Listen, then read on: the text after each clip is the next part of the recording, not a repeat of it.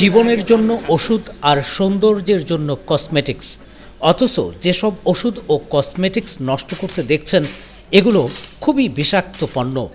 জীবন বাঁচাতে এই ওষুধ খেলে মৃত্যুই কাছে চলে আসে, আর সৌন্দর্য বাড়াতে এই কসমেটিক্স ব্যবহার করলে ত্বকের 12টা বেজে যায়।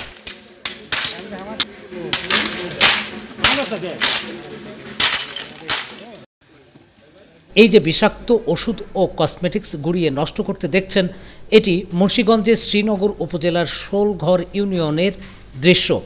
ইউনিয়নটির সাবেক চেয়ারম্যান কালাম খানের বাড়ি এটি।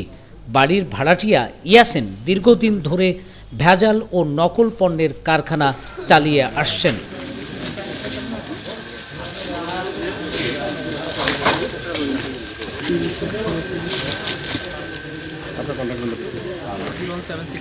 বিপুল সংখ্যক ভেজাল।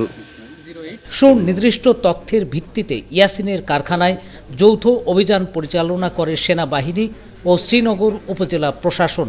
মালিক ইয়াসিনকে 1 মাসের কারাদণ্ড ও 1000 টাকা জরিমানা করা হয়েছে, আর জব্দ করা ওষুধ ও কসমেটিক্স নষ্ট করে দেওয়া হয়েছে।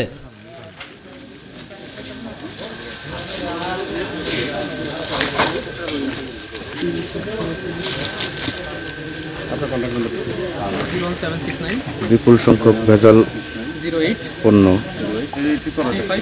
উদ্ধার করা হয়েছে এখানে।